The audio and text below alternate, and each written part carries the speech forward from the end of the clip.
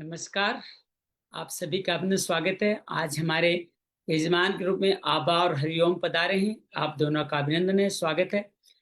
आप सबके साथ मिलकर आइए गीता के इस 20वें सत्र का प्रारंभ करते हैं, जिसमें हम दूसरे अध्याय में प्रवेश कर चुके हैं। आज हम 11, 12, 13 आज भी अमावस्या है, बल्कि कई लोग आज ही अमावस्या बना रहे हैं। तो आषाढ़ अमावस्या के दिन गीता का पठन पाठन संवाद करना हम सब के लिए, हमारे परिवार के लिए, समस्त पितरों के लिए हितकारी है। आइए ओम के उच्चारण से शुरुआत करते हैं। मन को एकाग्र करें, श्वास भरें, आंखें बंद, गहरी लंबी श्वास भरें, छोड़ दें। ओम के लिए श्वास भरें। ओ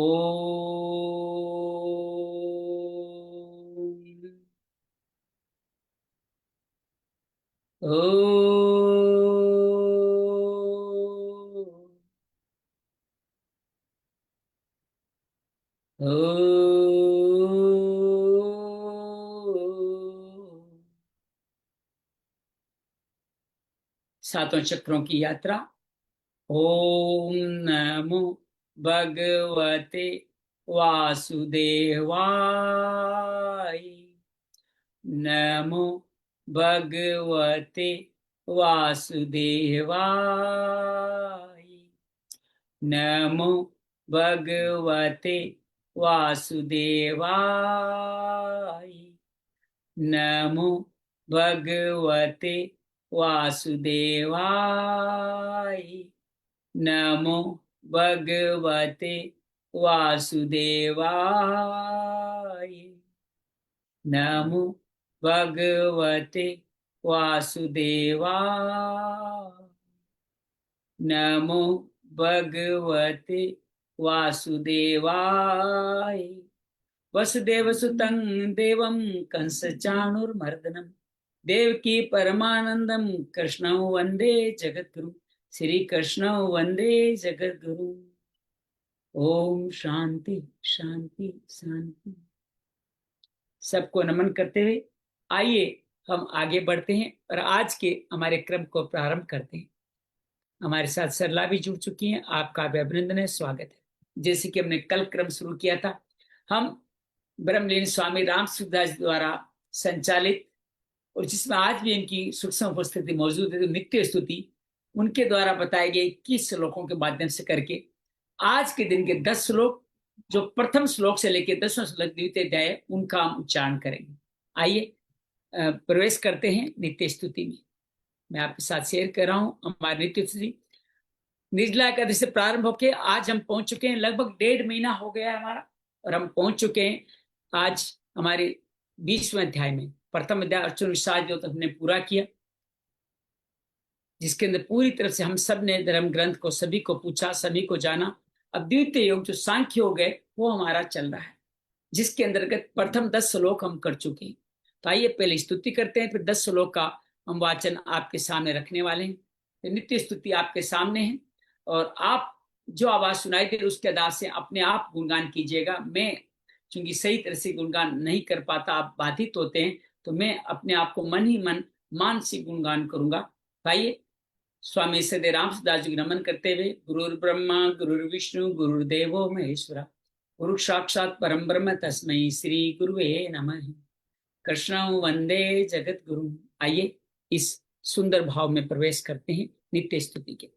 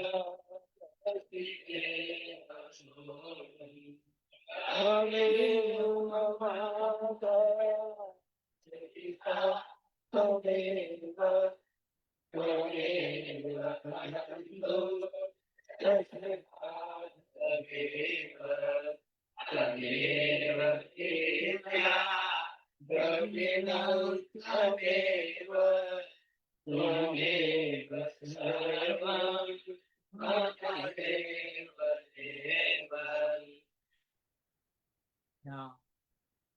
ये हमने नित्य स्तुति, दिव्य नित्य स्तुति हमने आज साथ करने का प्रयास किया। आइए अब द्वितीय अध्याय में आगे बढ़ के हम लोग प्रयास करते हैं। द्वितीय अध्याय जो पहले अध्याय के हमारे सत्र के बाद शुरू हुआ, जिसके अंतर्गत हम लोगों ने जाना कि द्वितीय अध्याय में आगे चल के कैसे करना। आइए पहले 10 श्लोकों को द्वितीय अध्याय को पढ़ने का हम प्रयास करें। द्वितीय अध्याय अब आपके सामने आ रहे हैं, जिनको हम सब लोग आपके सामने रखने का प्रयास कर रहे हैं। आइए द्वितीय अध्याय का पाठन करते हैं प्रथम श्लोक से, जहां पे संजय कहता है, जो पहले अध्याय का एक कंटिन्यूस में बोलता है कि अर्जुन युद्ध नहीं करना चाहता। अब भगवान क्या कहते हैं उसको सुनने का प्रयास हम यहाँ पे कर रहे हैं। हमारे सामने आ रहा है दूसरा अध्याय।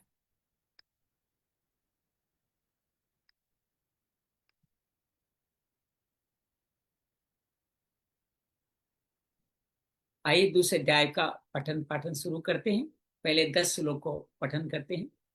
आप और हम सब मिलके पढ़ते हैं दूसरे अध्याय को। श्रीमद् भगवद गीता द्वितीयो अध्याय।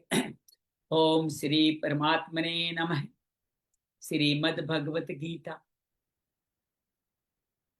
द्वितीयो अध्याय। प्रथम श्लोक।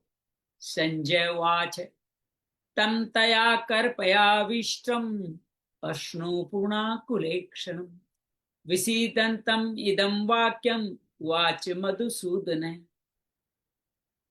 श्री भगवान उवाच कुतस्त्वाकस्मिलम् इदं विस्मये समुपस्थितम् अनार्यजुष्टम् ऐश्वर्यम् अकीर्तिकरम् अर्जुन। आगे कहते हैं क्लेप्तम् मा समङ्कम पार्थ ने तत्त्वयुपपद्यते शूद्रम् हृदय दौर्बल्यन्त को उत्तिष्ठ परन्तप। अर्जुन उवाच कथं विस्मयं संख्ये द्रोणं च मधुसूदनः इषुभिः प्रतियोत्स्यामि पूजाहारवरिसूदनः गुरुन् हत्वा हि मानुभावान् श्रेयो भोक्तुं वक्ष्यमि अलोके हत्वार्थकामांस्तु गुरूनिहेव भुञ्ज्ये भोगान् रुधिरप्रदिग्धान् न चेत्विधि न कतन्नो गर्यो यद्वा जयेम यद्वा नो जयेयु यानेव हत्वान् जिजीविषामस् ते अवस्थिता प्रमुखे धृतराष्ट्राः। कालजलई श्लोक। कार्पण्य दोषोपैत स्वभाव पृच्छामि त्वां धर्म सम्मूढ़ चेता यश्रेयस्यानिश्चितं ब्रूहि तन्मे शिष्यस्ते अहं साधिमान् त्वां प्रपन्नम्। कल के श्लोक। नहीं प्रपश्यामि मपाम्नुद्यादे यच्छोक मुच्छोषणमिन्द्रियाणाम् अवाप्य भुवा सपत्नमरिब्धं राज्यं सुराणापि चाधिपत्यम्। संजय उवाच एवं उक्त्वा ऋषिकेशं गुडाकेशः परन्तप। आप सामान्य श्लोक आगे है। न योत्स्य इति गोविंदम उक्त्वा तृष्णीं बभूवः तमुवाच ऋषिकेशः प्रसन्नीव भारत सेनयोरुभयोर्मध्ये सीदन्तम् इदं वचः। और आज के 3 श्लोक भी पढ़ लेते हैं। श्री भगवान उवाच अशोच्यान् अनशोचस्त्वं प्रज्ञावादंश्च भाससे गत्सून् गतासूंच अगतासूंच नानुसो नान अशोचन्ते पांडव न ते त्वां जातु नासन् न त्वं नेमे जनाधिपाः न चैव न भविष्यामः सर्वे वयमतः परम्। देहो निस्मिता देहे कौमारं यौनं जरा तथा देहांत प्राप्ति धीरस्तत्र न मुह्यति। तो यहाँ पे हम लोग हमारे इस अध्याय को संपूर्ण करते हैं। आज के उच्चारण भी हो गया। आइए अब हम चलते हैं आज के हमारे इस व्याख्यान के आगे के भाग में, जिसमें हम लोग जानेंगे किस तरह से हम अपने जीवन को इस गीता के आधार पर संचालित कर सकते हैं। तो आइए हम सब मिलकर के गीता के इस भाव को जीते हैं और हम इसके हिसाब से आगे बढ़ने का प्रयास करें।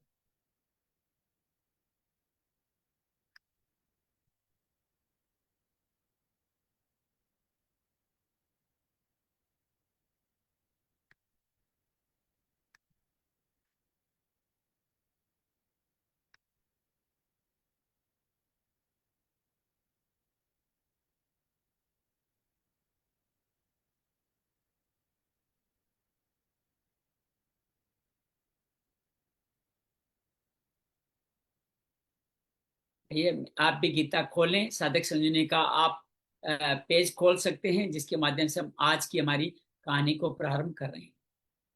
पहले अध्याय में हम सब जान चुके हैं, अर्जुन विषाद में आ गया, कौटुंबिक मोह में आ गया, अपने कुलक्षय की बातें करता है, वर्ण संकर की बातें करता है। ये सब काम अर्जुन कर रहा है। साधक सिंह जी को नमन किया, आपने गीता का अध्ययन किया, महाराज श्री की हम सब लोगों ने भाव लिया, जो उनकी नित्य स्तुति का था, अपने जीवन में ग्रहण किया। प्रथम 10 श्लोक द्वितीय अध्याय के हमने पढ़े, जिस नित्य सलाह के 10 अध्यायों में जब अर्जुन संशय में आके युद्ध नहीं करता है, तो भगवान क्या कहते हैं, पहले उसको फटकारते हैं, उसको मना करते हैं, इस विकट स्थिति में तुम में ऐसा भाव आया कैसे? ये न तो स्वर्ग देने वाला है, न कल्याण करने वाला है, न कीर्ति ही देने वाला है। तुम युद्ध करो, युद्ध ही तुम्हारा एक बात लक्ष्य है। लेकिन इस फटकार का थोड़ा सा असर होता है, वो थोड़ा मध्यम होता है, लेकिन अपने इस भाव को आगे नहीं बढ़ा पाता। तो फिर तीसरे श्लोक में फिर वापस अर्जुन वापस भगवान को कहता है कि हे भगवान, आप जो कुछ कह रहे हो उससे मेरा शोक संपूर्ण नहीं हो रहा है।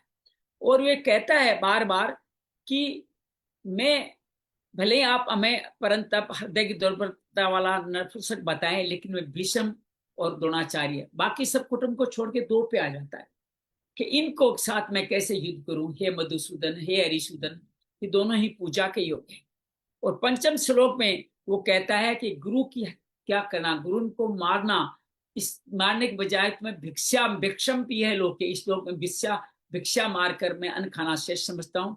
गुरुजनों को मारकर रक्त से सने हुए धन की कामना की मुख्य वाले भोगों को ही तो भोगूंगा, रक्त से सने हाथों से कैसे भोगूंगा। यहाँ ये भी भाव ले सकते हैं। और 6ठे श्लोक में बड़ा स्पष्ट वो कहता है, हम ये भी नहीं जानते कि हम जीतेंगे या हारेंगे।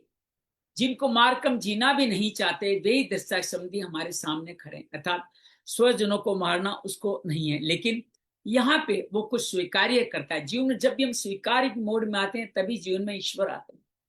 कार्पण्य दोषोपैत स्वभाव, कायरता से उत्पन्न मेरे इस स्वभाव को मैं स्वीकार करता हूँ। मैं अधर्म की बात कर रहा हूँ, मैं इसको भी स्वीकार करता हूँ। लेकिन मैं आपसे पूछता हूँ, मुझे अपना शिष्य बना लीजिए, मेरे कल्याण करने वाली बात मेरे लिए कहिए, मुझे शरण देते, मुझे शिक्षा दीजिए। और यहाँ पे अगर अर्जुन शांत हो जाता तो शायद इस गीता का स्वरूप कुछ अलग होता। लेकिन ये शरण में जाने के बाद में भी, जब आप गुरु की शरण में जाने के बाद संशय में रहते हैं, तो ये बड़ा पाप करते हैं। यही यहाँ पे अर्जुन इस श्लोक में कह रहा है कि वो और स्पष्ट करना चाहता है, पृथ्वी भूमो रिधम, भूमो असपत्नम रिधम, ये तीनों वाक्य एक साथ है। भूमो असपत्नम रिधम, पृथ्वी पर धन धान्य शत्रु रहित और राज्य में था, स्वर्ग में देवताओं का आधिपत्य मिल जाए तो भी इंद्रियों को सुखाने वाले, उच्छोषण सुखाने वाला, इंद्रिया नाम, मेरा जो शोक है, मेरा शोक बहुत बड़ा है। तुम क्या जानो मेरा दुख कितना है कृष्ण भगवान, ये अनुपद्या दूर हो जाए ऐसा मैं नहीं देखता।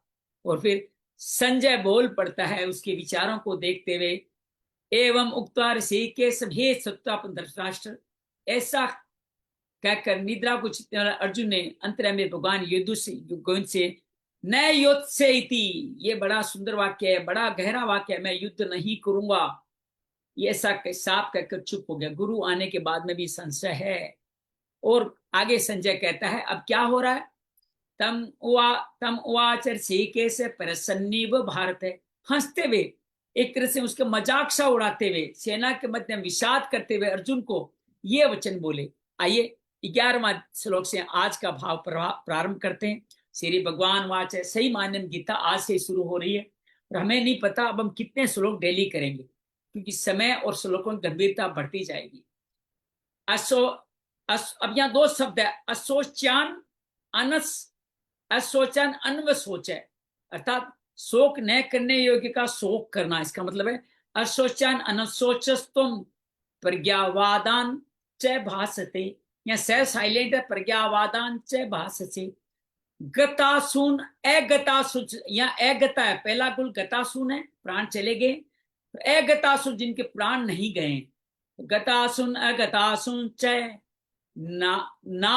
अब नानुशोचंती एक साथ पढ़े तो ध्यान रखें, इसमें दो वाक्य, न अनुशोचंती, नानुशोचंती पढ़ेंगे तो शायद आप इसके भावार्थ तक नहीं पहुंच जाएं।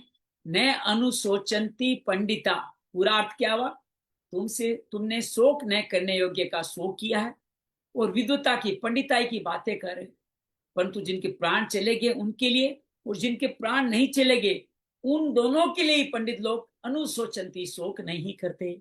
व्याख्या क्या कहती है, शोक तब होता है जब हम लोग अपने शरीर के दो भाग कर लेते हैं। कैसे दो भाग कर लेते हैं, ये मेरे हैं और ये मेरे नहीं है, उसको सिर्फ अपना कुटुंब अपना दिख रहा है, दूसरे वर्ण के, हमारे वर्ण के नहीं है, हमारे आश्रम के नहीं है, हमारे पक्ष के नहीं है। जो हमारे होते हैं उनमें तो ममता, कामना, प्रियता, आसक्ति हो जाती है। ममना कामना आदि से शोक, चिंता, भय, द्वेग, हलचल, संताप आदि दोष पैदा हो। ममता से भी दोष है, ममता में भी शोक है, चिंता। ममता करी तो माँ चिंता करी, बेटा घर नहीं आया, शोक में आ गई, चिंता में आ गई, भयभीत भी हो गई, उद्वेग हुआ, मन में हलचल हुआ, बेटा अभी तक क्यों नहीं आया, संताप आदि दोष पैदा होते हैं। ऐसा कोई भी दोष अनर्थ नहीं है जो ममता, कामना आदि से पैदा न होता, सिद्धांत है। तो कोई भी दोष अनर्थ नहीं है जो ममता दोष सिद्धांत है। सब दोष किए जा सकते हैं। गीता में सबसे धृतराष्ट्र ने कहा मेरे और पांडु पुत्रों ने क्या किया, लेकिन यहाँ अर्जुन, धृतराष्ट्र के अपने पुत्रों की ममता थी, ये ममता छोटी थी, इसलिए ये युद्ध हुआ। लेकिन पांडव भेद नहीं कर रहे हैं, अर्जुन भेद नहीं कर रहे हैं, वो ये क्या कर, दृष्टव्यम स्वजनम, अर्थात सारे मेरे स्वजन, दुर्योधन को भी स्वजन कहते हैं, और कहते हैं स्वजनम ही कथम अथवा सुखिनम श्याम माधव है। 37 श्लोक में कह के आए, उस ममता के कारण ही उनके मरने के आसन से अर्जुन को शोक हो रहा है। उस शोक को मिटाने के लिए भगवान ने अर्जुन को गीता का उपदेश दिया, जो इस 11वें श्लोक से आरंभ होता है। इसके अंत में भगवान इसी शोक का अनुचित बताते हैं कि तू केवल मेरा आश्रय ले। कहाँ खत्म करेंगे, 18वें के 66वें श्लोक में, सो मत कर मां सुचय, संसार का आश्रय लेने से शोक होता है, वो अनन्य भाव से मेरा आश्रय लेने से तेरे शोक चिंता सभी मिट जाएंगे। तो हमें चिंता मिटाने का फार्मूला भगवान दे रहे हैं कि मेरी शरण में आओ, शोक चिंता मिट जाएगी। भगवान के शरण, दूसरे समाज की शरण जाओगे, शोक मिटेगा। अब इसकी और व्याख्या करते हैं। असोचान अनसोचस्तुम, संसार में दो चीजें, सत्य और असत्य, सत्य है या असत्य। वैसा ही शरीरी और शरीर। अब शरीरी क्या है ये जानने जरूरी है। शरीरी जो अविनाशी है, इसको आप आत्मा कह सकते हो। शरीरी क्या है, आत्मा है, और शरीर क्या है, विनाशी है, शरीर विनाश हो जाता है। अशरीरी के साथ में आप अपनी कुछ इंद्रियों के गुण धर्म भी डाल सकते हो, मन बुद्धि चित्त अहंकार जो आत्मा के साथ जाते हैं, उनको भी अशरीर में आप डाल सकते हो। ये दोनों ही असोचे, अर्थात इन दोनों का ही शोक नहीं करना चाहिए। अविनाशी का तो, आत्मा का तो कभी नाश नहीं होता, इसलिए शोक करना बनता नहीं। और जो विनाशी है उसका विनाश तो होना ही है, ये मृत्यु लोक है, हम सब ने एक न एक दिन मरना ही है, तो फिर किस चीज का शोक है। तो न शरीरों को लेकर शोक बनता है, न अशरीरी को शोक बनता है। गीता का पूरा सारा इस लाइन में, पूरी गीता में यही बार बार कहा जाएगा आपको, शोक होने में केवल अविवेक ही है। अगर आप इतना समझ जाएं कि आत्मा अजर अमर है, तो भगवान को बहुत कम बोलना पड़ेगा। मनुष्य के सामने जन्मना मरना लाभ हानि जो परिस्थिति आती है, वो हमारे प्रारब्ध में जो हम लिख के आए उन कर्मों के कारण आती है।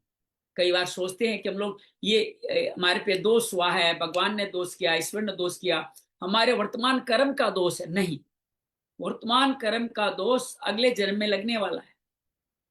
अभी हम प्रारब्ध कर्म भुगत रहे हैं, जो स्क्रिप्ट हम लिख के आए हैं उसमें अच्छे कर्म का अच्छा फल भुगत रहे हैं, बुरे कर्म का पूरा फल भुगत रहे हैं। अर्थात सुखी दुखी होना मूर्खता है, न तो इसको हटा सकते हैं न इसे बचा सकते हैं अपने आप को। तो अनुकूल प्रतिकूल परिस्थिति को शोक करना मूर्खता के अलावा कुछ नहीं। हम भी अपने जीवन में सोचे, हम दुखी हैं तो पहले करके आए, जल्दी से काम निपट जाए, अच्छी बात है। कुंती तो कहती है मुझे बार बार दुख तो नहीं है, वो भी दुख मांगती है। भगवान याद जो रहते हैं, जो परिस्थिति आदि और अंत में नहीं होती, वह बीच में एक क्षण भी स्थायी नहीं रहती, और अर्थात कहते हैं जो परिस्थिति पहले भी नहीं थी और अंत में भी नहीं रहेगी, जो परिस्थिति आदि में अंत में नहीं होती, वो बीच में एक क्षण भी स्थायी नहीं रहती। वह अगर स्थायी होती है तो मिटती कैसे, और मिटती तो स्थायी कैसे? अगर मिट रही है तो स्थायी कैसे, और स्थायी है तो मिटती कैसे? ऐसी प्रतिक्षण मिटने वाली अनुकूल परिस्थितियों को लेकर हर्ष शोक होना, सुखी दुखी होना केवल मूर्खता है। अब मूर्खता का दूसरा रूप है पंडित। तो वो कह रहे हैं, एक तो पंडिताई की बातें बघार रहा है। कौन सी पंडिताई की बातें करी, याद कीजिए। मेरे कुल धर्म नाश हो जाएगा, पितर गिर जाएंगे, हम सबका नाश हो जाएगा, अधर्म फैल जाएगा, ये पंडिताई की बातें। तो दूसरा शोक भी कर रहा है। तू केवल बातें ही बनाता है, वास्तव में तू पंडित नहीं है। क्योंकि जो पंडित होते हैं किसी के लिए भी शोक नहीं करते। कुल का नाक, कुल धर्म नष्ट होगा, वंश शक्र हो जाएगी, ये सब बातें अर्जुन ने की है। ये तेरी पितरों का पतन हो जाएगा, पंडिताई की बात सिद्ध होता है। अच्छा, पितरों का पतन हो जाए, इससे भी क्या सिद्ध होता है? शरीर नाशवान है, तभी तो पितर बने वो। हमारे पूर्वज पितर क्यों बने? गुरुदेव जी ऊपर क्यों गए? क्योंकि शरीर नाशवान है। तो फिर तुम कैसी पंडिताई की बातें कर रहा है? शरीर नाशवान तू खुद ही बोल रहा है। और शरीर ही अविनाशी, आत्मा अमर है, तभी तो पितरों के रूप में विराजित है। अगर शरीर ही आत्मा स्वयं अविनाशी न होता तो कुल घाती कुल के नरकों में जाने का भय भी नहीं होता। अगर अविनाशी शरीर अविनाशी है तभी तुम नरक में जाओगे, नहीं तो जाओगे कहां से? पितरों का पतन होने की भी चिंता नहीं करती। जब कुल के पितरों की चिंता होती है, उनके पतन होने का भय होता है, तो इसे सिद्ध होता है कि शरीर नाशवान। मतलब भगवान ने उसको ही उसी के पॉइंट से सिद्ध कर दिया। आप ही देखें, बच्चों को भी समझाने हैं तो उन्हीं के स्तर पर जाके बात करें। वो जिस बात को मान रहे हैं उसी में से समाधान निकाले। तो शरीर ही नित्य है, तो शरीरों के नाश को लेकर शोक करना अनुचित है। अब यहाँ दो शब्द और आते हैं।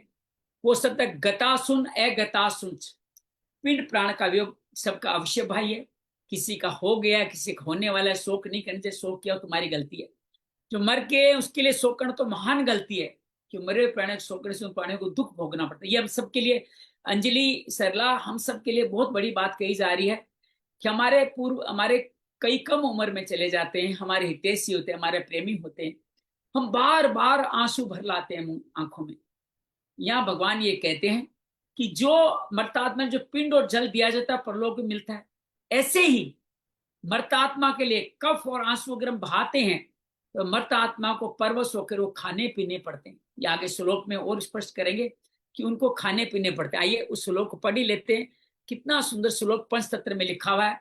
सलेस्मासुरु बांधवेर मुक्तम प्रेतो भुक्ते ये तो अवश है तस्मारोदित्यम ही क्रिया कार्या शक्ति है। मर्तात्मा को अपने बंधु बांधवों द्वारा त्यक्त छोड़े गए कफयुक्त आंसुओं को विवश होकर खाना पीना पड़ता है। इसलिए रोना नहीं चाहिए, प्रत्युत अपनी शक्ति के अनुसार मर्तात्मा की और दो दैविक कार्य करना चाहिए। उनको क्या पसंद था, क्या करना चाहते थे, वो कार्य हमें करना चाहिए। रोग तो नहीं, आपको साफ स्पष्ट लिखा है कि अपने पूर्व जो जेड़े जवान चले जाए, उम्र से उनका जीवन संपूर्ण हो गया। आगे और कहते हैं, मृतानाम बांधवा तु मुच्यंत श्रुणी भूतले पिबंते श्रुणी तान्यदा मृता प्रेता परत्रवे। स्कंद पुराण का उदाहरण दे रहे महाराज। मर्तात्मा के बंधु बांधव भूतल पर जिन आंसुओं का त्याग करते हैं, उन आंसुओं को मर्तात्मा परलोक में पीते हैं। ये भाव आज ध्यान रखिएगा। ये भाव आज को आप मिल रहे हैं कि अपने कोई अजीज की मृत्यु है तो आंसू मत बहाएं। उनकी मुक्ति में आपके आंसू बंधन बनेंगे। उनको परलोक की यात्रा करने दे, इसलिए आंसू न बनाए। उनको याद करना चाहते हैं तो उनके द्वारा दिए गए संदेशों को, उनके द्वारा कामों को याद के उनको आगे बढ़ाएं। तो चिंता शोक करने से कोई लाभ नहीं होगा।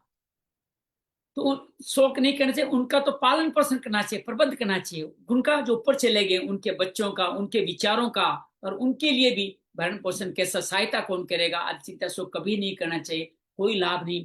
मेरे अब कहते हैं तेरे शिथिल हो रहे हैं, मुख सुख करा है, विकारों पर मूल कारण क्या है? शरीर के साथ एकता मन। तुम्हारा ये मान लेना कि मैं शरीर हूं, इस कारण से तो सारे आठों भाग दिखाई दे रहे हैं। शरीर के साथ एकता मानने से शरीर का पालन पोषण करने वाले के साथ भी अपनापन हो जाता है। माँ पिता गुरु, उस अपनेपन कारण कुटुंबियों के मरने के आश्रय अर्जुन के मन में चिंता शोक आ रहे हैं। उस चिंता शोक से अर्जुन के शरीर में विकार प्रकट हो रहे हैं। इसे भगवान ने गतासुन अगतासुन के शोक का कोई हेतु बताया। जिनके प्राण चले गए हैं वो गतासुन है, और जिनके प्राण नहीं चले हैं वह अगतासुन है। पिंड और जल मिलने मिलने पितरों का पतन होता है, ऐसा अर्जुन बयान श्लोक में करता है। अर्थात गतासुन की चिंता है। जिनके राज्य भोग सुख चाहते हैं वही प्राण युद्ध में खड़े हैं। तो यहाँ अर्जुन को अगतासुन की भी चिंता है। ये दोनों चिंताएं शरीर को लेकर के ही हो रही है। सामने खड़े वो शरीर है, उन्हीं शरीरों के रिश्ते पितरों में हैं। तो दोनों ही आपकी चिंताएं धातु रूप से एक ही है। तो गतासुन अगतम दोनों ही नासवान है। इन दोनों कर्तव्य कर्म करना चिंता की बात नहीं है। गता सून के लिए पिंड पानी श्राद्ध तर्पण करना एक कर्तव्य है, और अगसा के उनके व्यवस्था कर देना, निर्वाह का प्रबंध कर देना ये कर्तव्य है। दोनों के लिए हमें काम करना है। पितरों पे श्रद्धा करनी है, समर्पण करना है। जो हमारे साथी रह रहे हैं, हमारे दोस्त प्रेमी प्रिय, उनके लिए जीवन निर्वाह का प्रबंध करें, ये भी हमारा कर्तव्य है। कर्तव्य चिंता का विषय नहीं होता, विचार का विषय होता है। विचार से कर्तव्य का बात होता है और चिंता से विचार नष्ट हो जाता है। कर्तव्य करेंगे तो कर्तव्य का बोध होगा, चिंता से विचार करें, चिंता नहीं करें। नानु सोचंती पंडिता सत असत विवेक बुद्धि का नाम पंडा है। पंडा से पंडित बना है वह पंडा जिसकी विकसित हो गई बुद्धि, अर्थात सत असत को जान गया, विवेक जागृत हो गया, वही पंडित है। खाली 4 अक्षर पढ़ने से पंडित नहीं हो गया। जिसको जीवन में क्या करना है क्या नहीं करना है, क्या धर्म है क्या अधर्म है, क्या सत्य है क्या असत्य है, जो ये जान लेता है वही पंडित कहलाता है। तो इस तरह से ये शरीर ऐसे ही बने मरे नहीं, इस बात को शोक होता है, सत्य को लेकर कभी चिंता शोक होते ही नहीं। तो बदलने वाला शरीर असत स्वरूप है, वो सत्य नहीं है, और स्वयं हम सत्य स्वरूप है। हम क्या करें, असत को सत्य मान लेते हैं, इसीलिए शोक होता है। यहाँ बड़ा प्रशिष्ट का भाव दिया है कि 2 विभाग है, एक शरीर का, एक विभाग ही शरीरी अर्थात आत्मा का, अर्थात शरीर वाले का। ये शरीर किसका है, मैं कौन हूं, ये कौन कह रहा है, ये विभाग शरीरी शरीर वाला बोल रहा है। कौन शरीर वाला है, आत्मा है। दोनों एक दूसरे से सर्वथा संबंध रहते हैं, दोनों का स्वभाव ही अलग अलग। शरीर जड़ है, खत्म होने वाला है। चेतन क्या है, शरीरी आत्मा जो हमेशा चेतन है। एक नाशवान है, एक अनिवासी अविनाशी है, एक विकारी है। शरीर में सारे विकार है, आत्मा में कोई विकार नहीं है, एक निर्विकार। एक में प्रतिक्षण परिवर्तन होता है, हमारे शरीर में हर क्षण शरीर के हर एक अंग में परिवर्तन हो रहा है, और एक अनंत काल तक जैसा आया ज्यों का त्यों रहता है। भूत ग्राम से एवायम, गीता में 8वें अध्याय में भगवान कहेंगे, और 14 अध्याय में यही बात कहेंगे, सर्गे अपि नोपजायन्ते प्रलयने विथन्ति चे। अर्थात शरीर और सचिव दोनों ही असोच्य है। शरीर का नाश हो रहा है इसलिए शोक न करे, शरीर का विनाश होता नहीं इसलिए शोक न करे। तो बार बार उनकी बात में कहते हैं कि इस तरह का शोक क्यों कह रहा है। गीता का उपदेश यहीं से शुरू होता है, शरीर और शरीर के भेद से प्रारंभ होता है। दूसरे ग्राथ तो आत्मा और अनात्मा का इद्दता से वर्णन करते हैं, पर गीता इतना से आत्मा का वर्णन करके सबके अनुभव के अनुसार दे दे शरीर शरीरी का वर्णन करती है। ये गीता की विलक्षणता है। साधक अपना कल्याण चाहता है, सबसे पहले जानना आवश्यक है, हु एम आई, मैं कौन हूं। बार बार अपने आप को कहें, गुरदीप जी हु एम आई, मैं कौन हूं, मैं क्या गुरदीप हूं, मैं क्या श्याम हूं, मैं क्या शिष्य हूं, मैं क्या गुरु हूं, मैं क्या भाई हूं क्या बहन हूं। इस सवाल में अंदर तक चलते जाएं और आपको पता चल जाएगा अंत में जो कुछ बचता है वही आप है। जो पूछ रहा है वो आप है, जो समझ रहा है वो आप है। अर्जुन ने भी अपने कल्याण का उपाय पूछे, क्षेम शान स्तम दुहितर में देह और देह का भेद स्वीकार करने से कल्याण हो सकता है। जब तक मैं देह ये भाव रहेगा तब कितने उपदेश सुनाते रहे, मैं शरीर नहीं हूं ये जानना पड़ेगा। साधन भी करते रहे, कल्याण नहीं होगा। जो वस्तु अपनी न है उसको अपनी मान लेना, अरे मेरी नहीं है मैं कैसे मान लूं। जो वस्तु आपस में अपनी उसको अपना न मानना बहुत बड़ी भूल है। हमारी अपनी क्या है, शरीर ही अपनी है, शरीर अपना नहीं है। अपनी वस्तु वही हो सकती है जो हमारा साथ रहे, हम सदा उसके साथ हैं। जो हमारे साथ मरने के बाद रहने वाली नहीं है वो हमारी अपनी कैसे हो सकती है। शरीर एक क्षण भी साथ नेता, परमात्मा निरंतर हमारे साथ है। शरीर की सजातीयता संसार के साथ है, हमारी शरीर की सजातीयता परमात्मा के, शरीर ही कहाँ है, परमात्मा के साथ जुड़ी हुई है। शरीर कहाँ है, संसार के साथ जुड़ा हुआ है।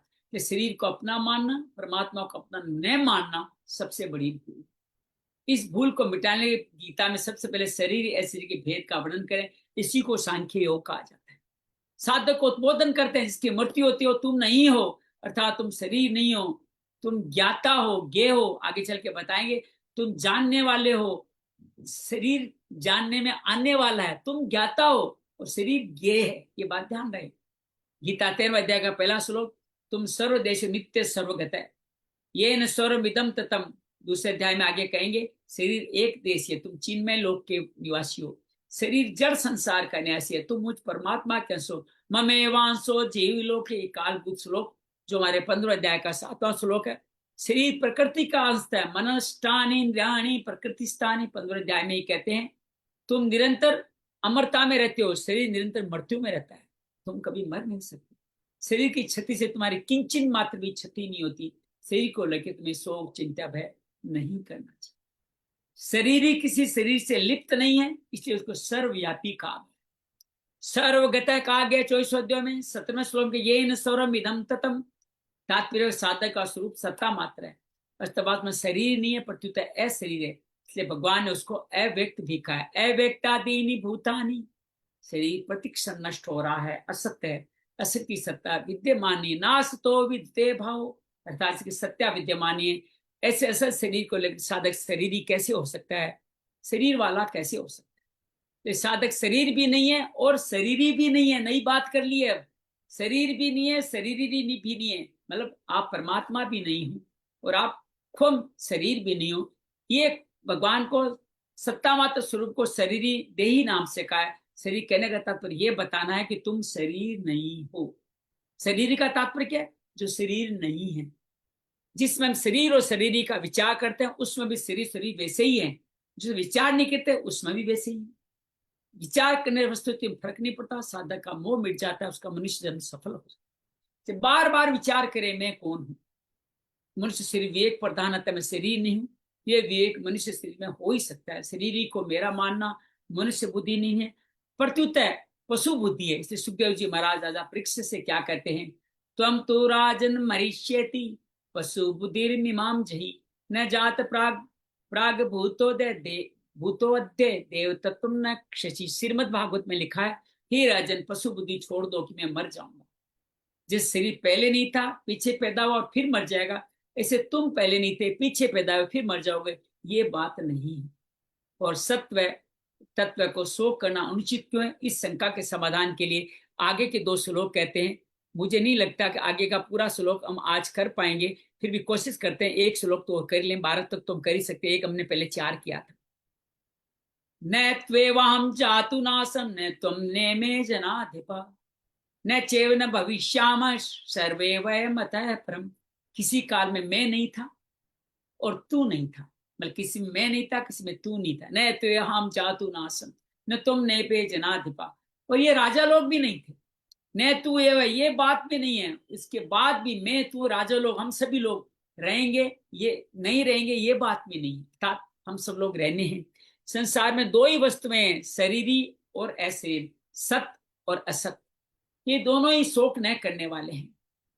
इसलिए शरीरी का कभी अभाव नहीं होता, शरीर कभी रह नहीं सकता। आगे इसको आत्मा से भी जोड़ने वाले हैं। इन दोनों पूर्व श्लोक जो असोचान पद है उसकी व्याख्या आप शरीर की नित्य और शरीर की अन्यता के रूप में कहते हैं। क्या कहते हैं, न त्वेवाम चातु जनाधिपा, लोगों की दृष्टि से मैंने जब तक अवतार लिए था तब तक मैं इस रूप में सब समय प्रकट नहीं था, और तेरा जब तक जन्म नहीं हुआ था तब तो भी प्रकट नहीं था अर्जुन के रूप में। इन राजाओं के भी जब तक जन्म नहीं तब तक ये प्रकट नहीं थे, परंतु मैं तुम और राजा लोग इस रूप से प्रकट होने पर भी न होने पर भी पहले नहीं थे, ऐसी बात नहीं है। आप और हम सोचे, हम इस जन्म से पहले भी तो थे, पर आज किस जन्म का भुगत रहे हैं। पहले कोई जन्म था तभी तो ये पुण्य पाप फल हमारे जीवन में आ रहे हैं, या मैं तो राजलोक पहले थे ऐसा कहने से ही काम चल सकता था। भगवान ने कहा मैं तो राजलोक पहले नहीं थे, ऐसी बात नहीं है। मतलब थे, पहले नहीं थे ऐसी बात है, पहले हम सब जरूर थे, ये बात दृढ़ हो जाते। हमारा बार बार जन्म हो रहा है, यहाँ ये कहना चाहते हैं। नित्य तत्व सदा नित्य, इसका कभी अभाव नहीं था। नित्य तत्व क्या है, शरीरी अर्थात आत्मा अर्थात परमात्मा। यहाँ जातु का मतलब है पुराने जन्म, कभी भी जाओ उनको जातु कहा जाता है, जाति कहा जाता है। हमारी जाति ये नहीं जिसमें हम वर्णाश्रम की जाति है, हमारी जाति है अलग अलग जन्म में अलग अलग अनुभव। किसी देश परिस्थिति में इस नित्य तत्व का अभाव नहीं हो सकता। यहाँ एम पद का अध्याय भगवान ने एक विलक्षण बात कही है। 4थे अध्याय के 5 जन्म भगवान ने अर्जुन से कहा मेरे और तेरे बहुत से जन्म में, आगे फिर कहेंगे उनको मैं तो जानता हूं तू नहीं जानता। इस प्रकार भगवान ने अपने इस प्रकृति जीवों से अपने आप को अलग बताया। पर तो यहाँ भगवान जीवों के साथ अपनी एकता बता रहे हैं। कहते हैं मैं भी नहीं था इससे पहले, तुम भी नहीं थे, ऐसा भी नहीं है हम सभी थे, ये भी कहना चाहते हैं। भगवान का से अपनी विशेषता प्रकट करने से, भगवान का से नित्य तत्व को जनाने से, न चे वही मतप्रम, भविष्य में शरीरों की अवस्था नहीं रहेगी, शरीर नहीं रहेंगे, हम सब नहीं होंगे, ये बात नहीं, हम सब जरूर होंगे। का नित्य तत्व का भी अभाव नहीं है, होगा भी। नित्य तत्व क्या? शरीर, परमात्मा, आत्मा। मैं हूं तो राजा लोग पहले नहीं थे, ऐसी बात नहीं, आगे भी नहीं रहेंगे, ऐसी बात भी नहीं है। भूत और भविष्य की बात भगवान कहते हैं, वर्तमान की बात भगवान ने नहीं कही। क्या कहा? भूत की भविष्य भी की, अर्थात पहले थे और आगे भी होंगे। तो बीच में क्या है? कोई मायने रखता है बीच का तत्व? शरीरों में हम सब वर्तमान में प्रत्यक्ष ही है, इसमें कोई संदेह नहीं है। हम सभी नहीं है, ये बात नहीं है, ऐसा कहने की जरूरत नहीं है। तात्पर्य देखा था हम सभी वर्तमान में, ये शरीर हर प्रतिक्षण बदल रहे हैं, तो शरीरों में अलगाव का अनुभव हमें वर्तमान में ही कर लेना चाहिए। भूत और भविष्य अपनी सत्ता का अनुभव अभाव नहीं है, इसे वर्तमान में अपनी सत्ता का अभाव नहीं, ऐसा अनुभव करना चाहिए। और साथ में स्पष्ट रूप से कहते हैं कि प्रत्येक प्राणी की नींद आने से पहले हमें अनुभव रहता है अभी हम हैं, नींद खुलने पर भी अनुभव रहता है अभी हम हैं। बीच का जो समय सोने का ना, वो समझो मृत्यु है। हर रोज हम नया जन्म लेते हैं, सोते हैं तो समझो मर गए, जागते हैं समझो हम नींद में उठते हैं समझो जन्म हो गया। बाहरी जान की सामग्री का अभाव था, हमारा अभाव नहीं। मैं और राजा लोग सब पहले भी थे और बाद में रहेंगे। शरीर नाश की ओर जा रहा है, फिर हमारी सत्ता शरीर ही परमात्मा परमात्मा पीछे भी रहेगी, आगे भी वैसी वैसी है। हमारी सीता कालातीत तत्व है, क्यों उस काल के भी ज्ञाता है, अद्भुत भविष्य वर्तमान तीनों ही काल हमारे जानने में आते हैं। उस कालातीत तत्व को समझने के लिए भगवान ने श्लोक किया है। विशेष बात क्या है? मैं तो राजा लोग पहले, ये बात नहीं, आगे ये बात नहीं। ऐसा कहने का तात्पर्य क्या है? जब शरीर नहीं थे तब भी हम सब थे, शरीर नहीं रहेंगे तब भी हम रहेंगे। बहुत गहरी बात है, बार बार समझा रहे हैं, इस बात को समझ लें। जीवन में सारी दुख चिंताएं हट जाएगी, मरने का दोष डर खत्म हो जाएगा। हम जिंदा रहने वाले हैं, हमारे कर्म फलों के कारण जिंदा रहने वाले हैं। ये दुख की बात है जिंदा रहना, सुख की बात नहीं है। हम मुक्त हो जाएं, दोबारा जन्म नहीं हो, ये हमारा लक्ष्य है। अर्थात शरीर नाशवान, हम सब अविनाशी, शरीर पहले नहीं थे, आगे भी नहीं रहोगे। शरीर की अन्यता सिद्ध हुई, अनित्य है शरीर। हम पहले सब थे, आगे रहेंगे, इसे स्वरूप की नित्यता सिद्ध हुई है। इन दोनों बात एक सिद्धांत सिद्ध होता है, जो आदि और अंत में रहता है वो मध्य में भी रहता है। समझ में आई बात? हम पहले थे बाद में, तो क्या वर्तमान में नहीं है क्या? हम बीच में भी रहते हैं। जो आदि और अंत में नहीं रहता वो मध्य में भी नहीं रहता। हमारी सिचुएशन ये होनी चाहिए कि हम कहीं न रहे, परमात्मा में जुड़ जाएं, लेकिन हम दोनों जगह हैं तो मध्य में रहेंगे ही। तो आदि अंत में नहीं, मध्य में कैसे नहीं रहता? क्योंकि वह तो हमें दिखता है। दृश्य मन बुद्धि चित्त इंद्रिय दृश्य का अनुभव हो रहा है, उन मन बुद्धि इंद्रियों से दृश्य प्रतिक्षण बदल रहा है, ये एक क्षण भी स्थायी नहीं है। स्वयं दृश्य के साथ हम तादात्म्य कर लेते हैं, दृष्टा देखने वाला बन जाते हैं, हम दृष्टा बन जाते हैं। तब देखने के साधन कौन से? हमारे मन बुद्धि इंद्रिया और दृश्य, जो इंद्रियों का सब्जेक्ट है। ये सभी एक क्षण भी स्थायी नहीं। देखने वाला कैसे स्थायी सिद्ध हो सकता है? तात्पर्य यहाँ स्पष्ट है कि देखने वाली संज्ञा तो दृश्य और दर्शन के समझ से है। दृश्य और दर्शन, देखने वाला और देख रहा है, इनका संबंध नहीं हो, देखने वालों की कोई संज्ञा नहीं होती।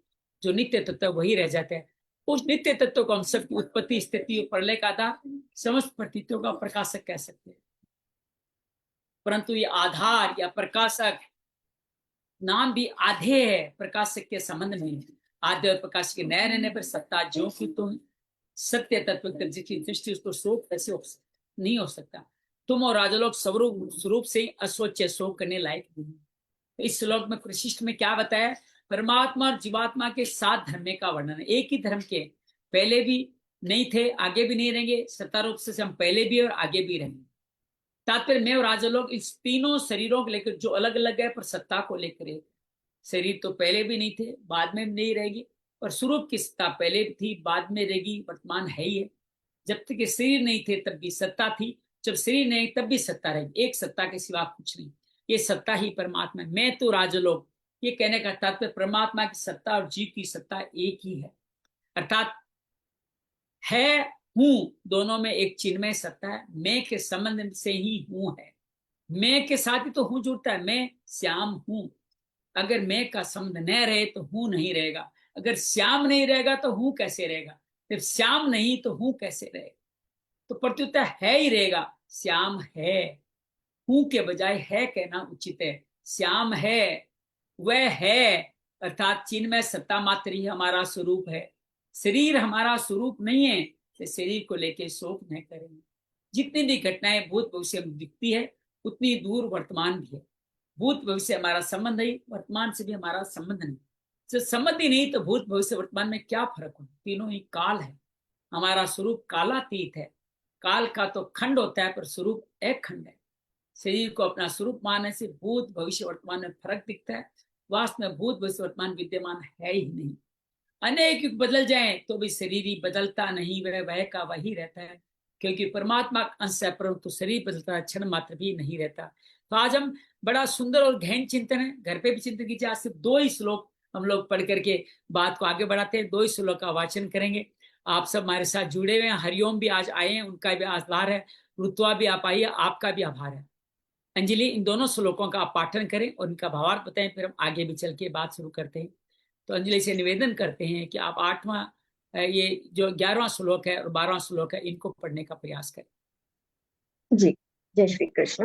जय श्री श्री भगवानुवाच अशोच्यानन्वशोचस्त्वं प्रज्ञावादाश्च भाषसे गतासून गतासूश्च नानुशोचन्ति पंडिताः न त्वेवाहं जातु नासन् न त्वन्नेमे जनाधिपाः न चैव न भविष्यामः सर्वे वयमतः परम्।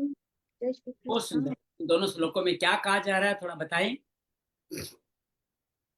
तो अभी अर्जुन का विषाद और शोक ये सब देख करके और युद्ध ना करने का ठानने को लेकर के भगवान का अर्जुन के प्रति उपदेश प्रारंभ होता है 11वें श्लोक से।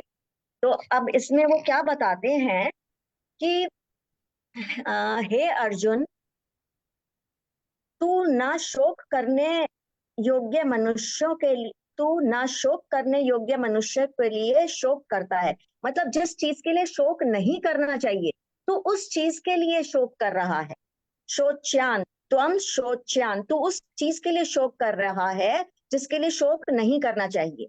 और पंडितों के ऐसे तो तू पंडितों वाले वचन बोलता है, लेकिन पंडितों जैसी वाणी बोल करके और कहता है, परंतु जिनके प्राण चले गए हैं उनके लिए और जिनके प्राण नहीं गए हैं उनके लिए भी पंडित जन जो होते हैं वो शोक नहीं करते। तू ऐसे तो पंडिताई की बात करता है, लेकिन जो असल में पंडित होते हैं वो शोक नहीं करते हैं, जाने वाले के लिए भी और जो धरती पर हैं उनके लिए भी, उनके मन में शोक नहीं आता। फिर आगे वो कहते हैं आत्मा की नित्यता और निर्विकारता का निरूपण करते हुए वो क्या बोलते हैं कि ना तो ऐसा है कि मैं किसी काल में नहीं था या तू किसी काल में नहीं था, मतलब मैं भी हर काल में मैं भी था और तू भी है। हम लोग ये राजा लोग नहीं थे और ना ऐसा ही है जनाधिपाहा, राजा लोग नहीं थे और ना ऐसा है। इससे आगे हम सब नहीं रहेंगे और ऐसा भी नहीं है कि हम आगे भी नहीं रहेंगे। हम पहले भी थे, अब भी हैं, आगे भी रहेंगे। तो तू इन सब चीजों के लिए शोक करना बंद कर। बहुत बढ़िया, बहुत सुंदर, सहज भाव में आपने बताया, बहुत बढ़िया। गुरुदेव जी, आप भी एक श्लोक 11वां पढ़ लें, अनम्यूट करें अपने आप को। तो ये आज पढ़ा नहीं जाएगा बिल्कुल। कोई बात, इट्स ओके, इट्स ओके। चलो सरला, आप पढ़ें। श्री भगवानुवाच अशोच्यानन्वशोचस्त्वं प्रज्ञावादांश्च भाससे गतासून्न गतासूंश्च नानुशोचन्ति पंडिताः 12वां की ओर पढ़ लीजिए, दोनों जुड़े हुए श्लोक हैं। न त्वेवाहि जातु नासन् न त्वन्नेमे जनाधिपाः न चैवन्न भविष्यामः सर्वे वयमतः परम्। क्या कहा है इन दोनों श्लोकों में, थोड़ा बता दीजिए हमारे को। इन्होंने इसमें क्वेश्चन, इसमें भगवान ने हमें शरीर और आत्मा के बारे में इसमें बताया है कि भगवान भगवान कहते हैं कि शरीर सदा मृत्यु में रहता है और आत्मा अमर रहती है, इसलिए हमें दोनों के लिए शोक नहीं करना नहीं चाहिए। भगवान बोलते हैं कि तुम अर्जुन, तुम शोक न करने के योग्य तुमने शोक किया है। एक तरफ तो तुम विद्वान की बातें बघार रहे हो और दूसरी तरफ तुम शोक भी कर रहे हो। तुम पंडित नहीं हो, पंडित किसी के लिए शोक नहीं करते हैं, जो है उसके लिए भी, जो चले गए हैं उसके लिए भी। और उसके बाद कहते हैं लोगों की नजरों में देखे, पहले किसी काल में मैं नहीं था, तू नहीं थे, राजा लोग भी नहीं थे, मगर हम सब काल में थे, इस रूप में नहीं। तुम नहीं जानते हो कि मैं सब जन्म जानता हूँ, तुम नहीं जानते, इसलिए मैं नहीं जानता, इसलिए जब तक अर्जुन के रूप इसका मतलब थोड़ा ये तब भी थे, आज भी है हाँ और आगे भी रहेंगे। हाँ, ये चले और जाएंगे इसलिए सब। बात, हाँ बहुत बढ़िया, बहुत बढ़िया। चलिए अब आप पढ़ें, अनम्यूट करें अपने आप को। 11वां श्लोक। श्रीभगवानुवाच अशोच्यानन्वशोचस्त्वं प्रज्ञावादांश्च भाषसे गतासून गतासूंश्च नानुशोचन्ति पण्डिताः न त्वेवाहं जातु नासन् न त्वन्नेमे जनाधिपाः न चैव न भविष्याम सर्वे वयमतः परम्। चलिए इसका भावार्थ क्या समझ में है आपको, बता दीजिए। बहुत सहज भावार्थ है, डिटेल में भी आपको बताने का प्रयास यही किया। बताया गया है कि भगवान कहते हैं कि हम ना तो भूतकाल में थे ना अब हैं, मतलब ऐसा भी नहीं सोचना है कि हम तब भी नहीं थे, अब भी नहीं है, आगे भी नहीं रहेंगे। हम हर काल में हैं, हर काल में। उसके लिए हमें शोक नहीं करना है। हम पहले भी थे, अब भी हैं और आगे भी रहेंगे। बहुत बढ़िया, बहुत बढ़िया, बहुत सुंदर संक्षेप में बताया, लेकिन सार बता दिया। और ये बात अंदर समझ लें, ये महत्वपूर्ण है। तो हमारे साथ और कोई बोलना चाहता है तो अपना बोले। हरिओम नीता। कोई? हरिओम। हाँ हाँ, बोले नीता जी, आप बोलिए। श्रीभगवान् उवाच अशोच्यान् अनवशोचस्त्वं प्रज्ञावादं स्वच भाससे गतासून् गतासूच्व नानुशोचन्ति पंडिताः न तवेहं जातु नासं न त्वं नेमे जनाधिपाः न चैवे न च भविष्याम सर्वे वयमतः परम। क्या कहा है इन दोनों श्लोकों में? भगवान ने क्या क्या पहला क्या कहा है? आगे जैसे अर्जुन ने बताया कि मुझे युद्ध नहीं करना है, तो उस बारे में फिर भगवान आगे बताते हैं कि तू तू ज्ञान पंडित जैसा ज्ञान है तुम्हारा, तो तू ऐसी वाणी क्यों बोल रहा है कि और जो लोग मीन्स आत्मा और शरीर के बारे में बताया, तो कि आत्मा जो है वो अमर है और शरीर जो है नासवंत है, तो जो नासवंत है उसके लिए शोक करना ही नहीं चाहिए। और बहुत जो लोग है वो आज है और कल नहीं भी रहेंगे, तो उन लोगों के लिए शोक करना जरूरी नहीं है। और जो शरीर है वो नाश पाता है, लेकिन आत्मा अमर है, तो वो आज भी है, कल भी रहेगी और परसों भी रहेगी।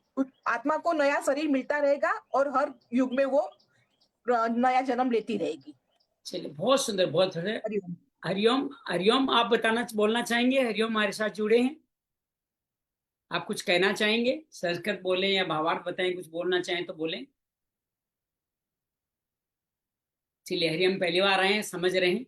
आइए हम लोग कुछ पल आंखें बंद करके, ये बहुत अद्भुत श्लोक हैं, इनका आइए ध्यान करते हैं। आराम से बैठ जाएं, शरीर स्थिर हो, चेहरे पे मुस्कान, आंखें कोमलता से बंद, गहरी लंबी श्वास भरें और छोड़ें। एक और लंबी गहरी श्वास भरें और छोड़ें। अपने शरीर के प्रति सजग हो जाए। हमारे पैर, पीठ, abdomen, chest, shoulders, arms, palms, throat, neck, चेहरा, मुस्कुराता चेहरा, सिर, ये सब शरीर है और इस शरीर से जुड़े हुए रिश्ते भी शरीर है। हमारे माता पिता, गुरु और समाज में रहने वाले सभी लोग भी इसी शरीर से जुड़े हुए रिश्तों के कारण वो सब भी अभी शरीर ही है।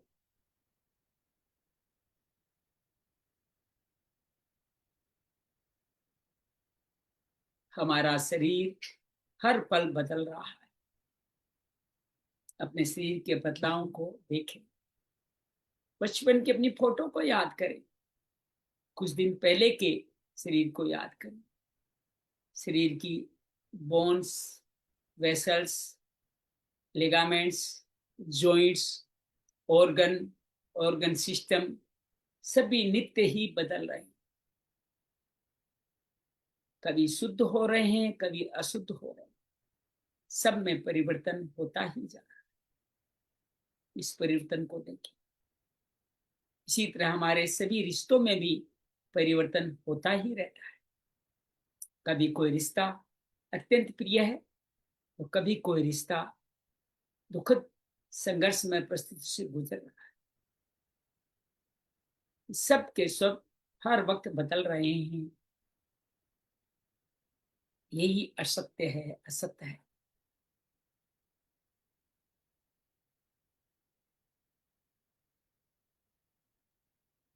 ये गहरी लंबी श्वास भरें, छोड़े।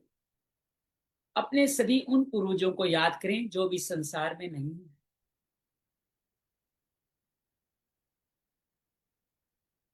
वो जब इस संसार में थे, हम उनके रिश्तों में मोह में बंधे हुए थे। जब चले गए तो हमें दुख बहुत हुआ, जैसे दोबारा आएंगे ही नहीं।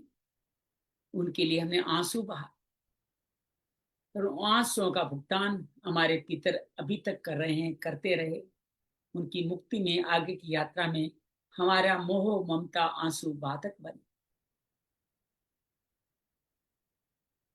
तो उनकी बाधक नहीं बनना है तो उनके लिए शोक कैसा? अगर वो हैं, वहां पर हैं और यहां से गए हैं तो भी शोक कैसा? ये शरीर तो अविनाशी है। शरीर विनाशी है और शरीर ही अविनाशी है। वो सत्ता जो शरीर को संचालित कर रही है उसका नाश हो नहीं सकता। हमारे पूर्वजों का नाश कैसे हो सकता है? उनके लिए श्रद्धा, तर्पण, समर्पण हमारा कर्तव्य है। उसी तरह हमारे शरीर से जुड़े हुए संबंधों का भी निर्वाह करना हमारा कर्तव्य है। हम इन पे विचार करें, चिंता नहीं करें।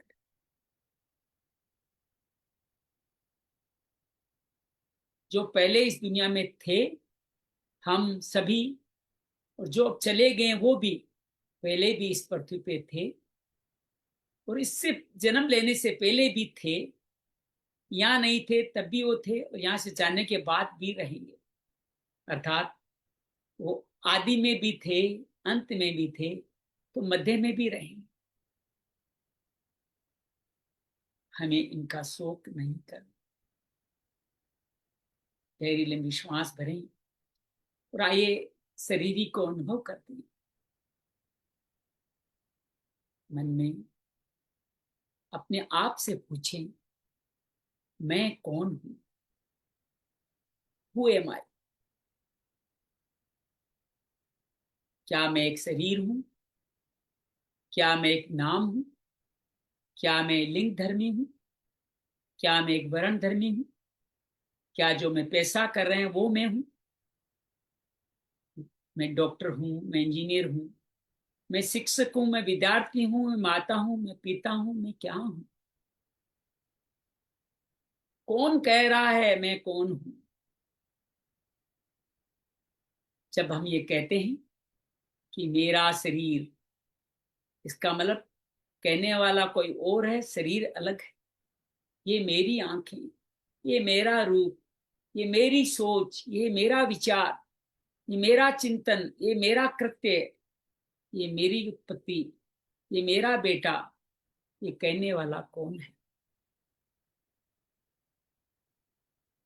क्या शरीर खुद कह सकता है मेरा शरीर, ये मेरी आंखें? जो कह रहा है तो वही हम हैं, वही हमारा अस्तित्व है, वही शरीरी है, जिसका किसी भी क्षण नाश नहीं होता, जो अविनाशी है, एकगता संच है, एकगता शून्य है। उसका शोक कैसा? मैं हूं नहीं, मैं है, मैं है, I am being, it's happening, ये हो रहा है, ये घट रहा है, ये मेरा एक जन्म है, ये मेरा एक प्रारब्ध कर्म के भुगतान का जन्म है, ये हमारा क्रियमाणान कर्म के द्वारा इस शरीरी को और शुद्ध करने का, परम तत्व तक पहुंचाने का जन्म है। मैं शरीर नहीं, मैं मन भी तो नहीं, मैं अशरीरी हूं, शरीर से अलग, अजर अमर अविनाशी हूं। अपने इसी अशरीरी भाव में विश्राम कर।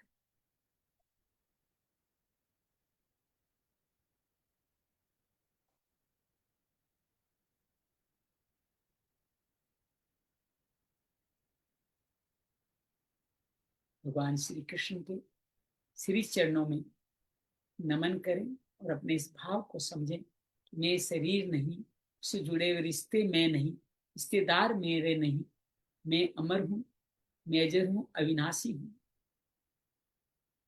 योगेशम सच्चिदानंदम वासुदेव व्रज प्रियम धर्म संस्थापकम वीरम कृष्ण वंदे जगत गुरु, श्री कृष्ण वंदे जगत गुरु।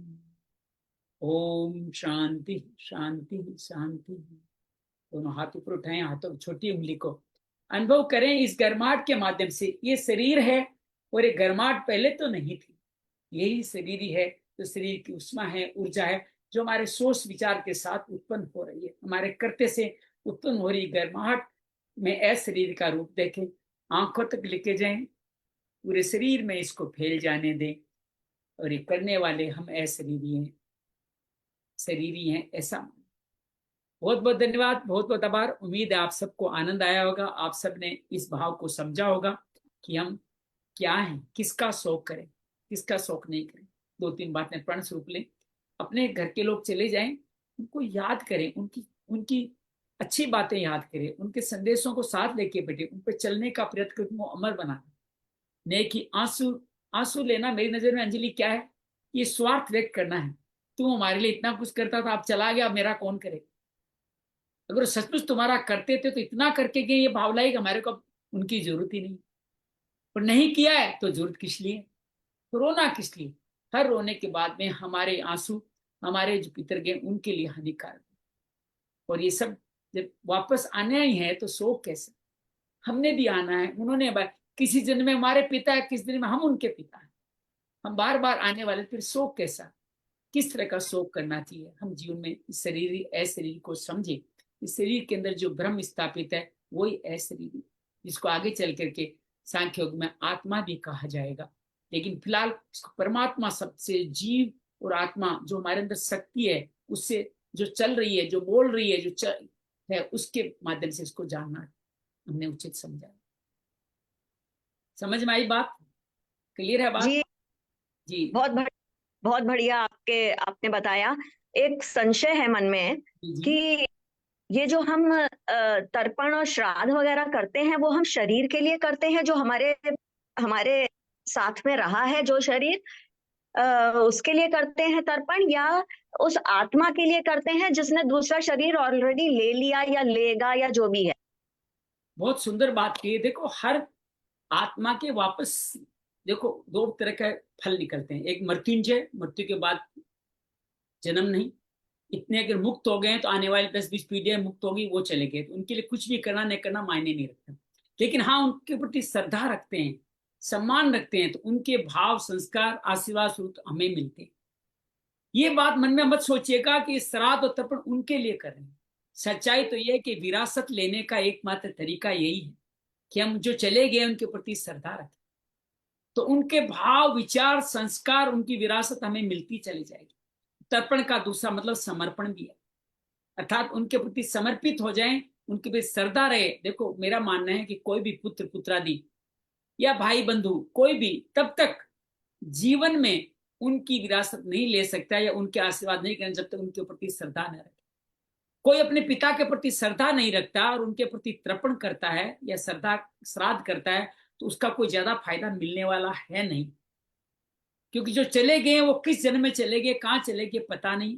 लेकिन अभी हमने दो तरह के पितरों की बात की, एक अजामा, एक मृत्यु है। जो मृत्यु लोक से गए हैं वो उन पितरों को हम जब श्रद्धा करते हैं, वो भी कहीं की संसार से जुड़े हुए प्राणी रहे हैं, अभी वो मुक्त नहीं हुए हैं, उनके प्रारब्ध कर्म में कई जन्म ले चुके हैं, कई जन्म लेने वाले हैं। तो हम जो भी श्रद्धा करते हैं, वो आत्मा तो अजर अमर है, वो तो एक ही है ना, तो सब जगह उन तक पहुंचती है कि मुझे कोई याद कर रहा है। कई बार आप बैठे बैठे आपको लगता है ना, आज तो मुझे कोई याद कर रहा है। ये कौन याद कर रहा है? जरूरी नहीं इस जन्म के लोग याद कर रहे हो, जिनके लिस्ते आप पहले जन्म में रहे हैं वो आपको श्रद्धा से तर्पण कर रहे हो, समर्पण कर रहे हो, इसलिए आपको लगता है कोई याद कर रहा है। तो ये हर जन्म में ये श्रद्धा उनको अच्छा प्रतीत कराती है, हमें भी उनकी तरफ से आशीर्वाद प्रदान करती है। तो कहाँ है, इस गहराई में नहीं जाएं। बहुत सारे हो सकता है मुक्त हो गए हो, हो सकता है कि अभी अगले क्यू में लगे हुए हो कि उनके लायक शरीर मिलेगा। लायक शरीर मतलब पिता, जन्मभूमि और आपका जन्म का दिन काल, ये सब कुछ आपके इस जन्म के संचित कर्मों से तय होता है कहाँ जन्म लेंगे। क्योंकि आपने अच्छे कर्म करे हैं तो भगवान आगे कहेंगे कि मैं श्रीमानों के घर में उनको जन्म दूंगा, तो श्रीमान का घर तो ढूंढना पड़ेगा ना। बिटिया की शादी 32 साल तक क्यों लेट हो गई? क्योंकि अभी तक आप उनके लिए उपयुक्त लड़की को ढूंढ रही थी। तो भगवान भी श्रीमान का घर ढूंढता है। और कोई योग भ्रष्ट है तो उनके लिए कैसे उसको योग भ्रष्ट परिवार में भेजें जहां उनके योग आगे बढ़ जाए। और जो पापी हैं उनके लिए भी ढूंढना पड़ता है कि उनके जो कर्मों का फल भुगतान करने का जो उन्होंने स्क्रिप्ट लिखी है वो जल्दी से उसका कैसे भुगतान हो जाए। भगवान नीचा जन्म दे करके भी हमारा कल्याण करते हैं। जो कर्म हमने किया है, फल हमने भुगतना है, उसके माध्यम से जन्म देते हैं। तो अब ध्यान रखें कि हमारे श्रद्धा हमारे लिए है, समर्पण हमारे लिए, हाँ उन तक भी पहुंचता है। आपको अच्छा लगता है ना आपके पीछे कोई आपकी अच्छी अच्छी बातें करे, अंजलि बहुत अच्छी थी, सामने क्या पीठ पीछे करे तो और ज्यादा अच्छा है। देखो इनकी तो पीठ बोलती है, इनकी पीठ, तो उनको भी अच्छा लगे। और उनको अच्छा लगने का मतलब है ईश्वर की अनुभूति होना, आनंदमय होना। और आनंदमय होने से उनका जो भी आगे का जो भी काल चल रहा है उस काल में भी उनकी शुद्धि होती चली जाएगी। इसलिए हम जब भी ऐसा कार्य करते हैं हमारे समस्त पूर्वजों को, पितरों को कहीं न कहीं अपग्रेड मिलता है। सामान्य भाषा को तो अपग्रेड मिलता है। हम जब भी श्राद्ध करेंगे तब उनको एक अपग्रेड मिलता है। वो जिस रास्ते में चल रहे हैं उन रास्ते में उनका रास्ता सहज हो जाता है। हमारे जीवन में कई बार हम देखते हैं कि कोई काम सहजता से निपट जाते हैं, कारण ये कोई किसी ने हमारे प्रति श्रद्धा रखी होगी।